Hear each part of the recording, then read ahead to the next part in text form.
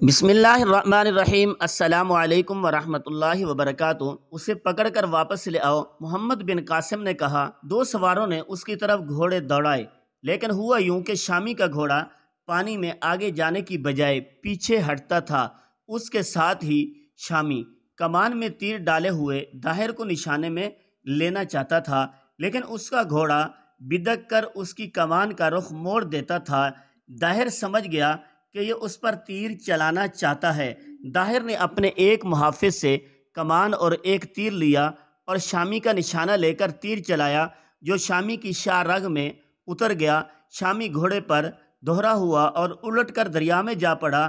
اس کے ساتھیوں نے جب اسے دریا سے نکالا تو وہ شہید ہو چکا تھا۔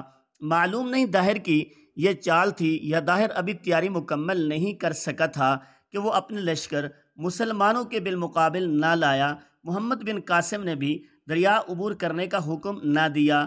غالباً وہ حملے میں پہل نہیں کرنا چاہتا تھا۔ اس طرح اس خیمہ گاہ میں محمد بن قاسم نے 1 مہینے سے کچھ زیادہ وقت گزار دیا تھا۔ کئی مورخین کی تحریروں سے یوں معلوم ہوتا ہے جیسے حجاج نے ابھی محمد بن قاسم کو مزید اور آخری ہدایت بھی دینی تھی۔ بہرحال کسی نہ کسی وجہ سے محمد بن قاسم کو اس خیمہ گاہ میں رکھنا ہی تھا، اور ایک ایسی مصیبت کا سامنا کرنا تھا جس کا کبھی ذہن میں تصور بھی نہیں کیا جا سکتا تھا۔ مسلمانوں کے لشکر کے ساتھ گھوڑوں کے لیے خشک چارہ اتنا زیادہ مقدار میں رکھا گیا تھا جو کئی مہینوں کے لیے کافی تھا۔ محمد بن قاسم کو اپنے کسی سالار نے مشورہ دیا کہ اس علاقے میں سبز چارہ بہت ہے، خشک چارہ بچانے کا یہ طریقہ اختیار کیا جا سکتا ہے کہ گھوڑوں کو یہاں کا سبز چارہ کھلایا جائے اور کچھ خشک چارہ بھی دیا جائے۔ محمد بن قاسم نے اس کو اجازت دے دی۔ اجازت کی ضرورت بھی نہیں تھی، ایسا تو ہوتا ہی تھا کہ جہاں بھی سبز گھاس وغیرہ ہوتی تھی وہاں گھوڑوں کو چرانے کے لیے چھوڑ دیا جاتا تھا۔ یہاں بھی گھوڑوں کو مقامی سبزہ کھانے کے لیے چھوڑا جانے لگا۔ 2-3 روز کے بعد سواروں نے دیکھا کہ گھوڑے مردہ مردہ سے نظر آ رہے ہیں۔ گھوڑوں کو نہلانے کے لیے گئے تو بہت سے گھوڑے چلنے سے بھی معذور نظر آئے۔ سواروں نے گھوڑوں کو وہ چیزیں کھلائی جو پیٹ وغیرہ کو صحیح رکھتی تھی۔ ایک رات اور گزری۔ صبح کئی گھوڑے مرے ہوئے پائے گئے۔ گھوڑوں کے امراض کے ماہرین نے گھوڑوں کو بچانے کی بہت کوشش کی، لیکن پتہ نہیں چلتا تھا کہ انہیں ہو کیا گیا ہے۔ وہ آخر اس نتیجے پر پہنچے یہاں کی زمین میں کوئی ایسا زہریلا مادہ ہے جو یہاں کے سبزے میں شامل ہے۔ انہوں نے گھوڑوں کو سبز چارہ دینا بند کر دیا اور تمام دوائیں آزما کر دیکھی، لیکن گھوڑوں میں جو بیماری پھیل گئی تھی وہ قابو میں نہ آئی۔ گھوڑوں کے امراض کے ماہرین ہار گئے۔ صاف نظر آتا تھا کہ تمام گھوڑے مر جائیں گے۔ بیشتر تعداد ٹانگوں پر اپنا وزن بھی اٹھانے کے قابل نہیں رہی تھی۔ محمد بن قاسم جو کسی بھی صورتحال میں گھبرانے والا سالار نہیں تھا، اس کے پرشباب چہرے پر بھی مرونی چھا گئی۔ وہ گھوڑوں کو چپ چاپ دیکھ رہا تھا۔ کیا سوار پیادوں کی طرح لڑ سکیں گے؟ محمد بن قاسم نے اپنے سالاروں سے کہا، میں یہاں سے پیچھے نہیں ہٹوں گا۔ اگر راجہ داہر کو پتہ چل گیا کہ ہمارے گھوڑے بیکار ہو گئے ہیں تو وہ حملہ کر دے گا۔ سواروں سے کہو کہ تمہیں پادوں کی طرح لڑنا پڑے گا۔ نہیں، ابن قاسم، ایک ادھیڑ عمر سالار نے کہا، کیا تو نہیں جانتا کہ داہر میدان میں ہاتھیوں کو لائے گا؟ ہمارے سوار پادوں کی طرح لڑنے سے انکار تو نہیں کریں گے، لیکن یہ سوچ ابن قاسم، کیا ہم پیدل ہاتھیوں اور دشمن کے گھوڑے سوار لشکر کا سامنا کر لیں گے؟ نہیں، اپنے لشکر کا قتل عام نہ کرا۔ اگر ہم ایک بار شکست کھا گئے تو پھر سنبھلنا مشکل ہو جائے گا۔ سوچنے دے، کوئی راستہ نکل آئے گا، لیکن میں پیچھے جانے والا راستے پر نہیں چلوں گا۔ محمد بن قاسم نے کہا۔ محمد بن قاسم نے خدا کے حضور گڑ گڑانا شروع کر دیا۔ وہ پوری ایک رات آیت الکرسی کا ورد کرتا رہا اور کئی بار اس کے آنسو نکل آئے۔ اللہ کے سوا اس کی مدد کرنے والا کوئی نہ تھا۔ خطرہ یہ تھا کہ دشمن کو پتہ چل گیا تو وہ کسی اور گھاٹ سے دریا عبور کر کے حملہ کر دے گا۔ صبح طلوع ہوئی تو دریائے سندھ کے اس طرف والے کنارے سے ایک کشتی لگی۔ ایک کشتی آ لگی، اس سے ایک آدمی اترا جو راجہ داہر کا ہی فوجی حاکم ہو سکتا تھا۔ اس کا لباس حاکموں جیسا تھا اور اس کے ساتھ 8 محافظ تھے۔ وہ مسلمانوں کے خیمہ گاہ میں آیا اور بتایا کہ وہ راجہ داہر کا ایلچی ہے اور محمد بن قاسم سے ملنا چاہتا ہے۔ اسے محمد بن قاسم کے خیمے تک لے گئے۔ تاریخ اسلام کا یہ کم عمر سالار اللہ کے حضور دست بدعا تھا۔ فارغ ہو کر اس نے ایلچی کو خیمے میں بلایا۔ تاریخ سندھ میں یہ واقعہ تفصیل سے لکھا ہے۔ کیا راجہ داہر نے میرے لیے کوئی پیغام بھیجا ہے؟ محمد بن قاسم نے پوچھا۔ ہاں، عرب کے سالار داہر کے ایلچی نے کہا، راجہ داہر نے کہا ہے کہ آپ نے اپنے لیے اور ہمارے لیے بھی مشکلات پیدا کر دی ہیں۔ اپنے حالات دیکھ لیں۔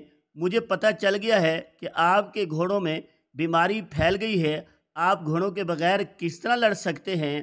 آپ جس کام کو تنہا تک پہنچنا چاہتے ہیں وہ آپ کی بد نصیبی اور ذلت کا باعث بننا شروع ہو گیا ہے۔ میں اس شرط پر آپ کے ساتھ صلح کا معاہدہ کر لوں گا، آپ یہیں سے واپس چلے جائیں۔ میں آپ کو پورے لشکر کا راستہ دے دوں گا تاکہ آپ کا کوئی آدمی بھوکا نہ مر جائے، اور یہ بھی سوچو کہ آپ کے پاس ایسے بہادر مرد نہیں ہیں جو میری فوج کا مقابلہ کر سکیں۔ میں آپ کو سوچنے کا موقع دے رہا ہوں۔ اگر تباہ و برباد ہونا ہے تو جنگ کے لیے تیار ہو جاؤ۔ مورخین نے لکھا ہے کہ راجہ داہر کے اس پیغام نے محمد بن قاسم کو جھنجھوڑ ڈالا۔ نہ اداسی رہی نہ مایوسی رہی۔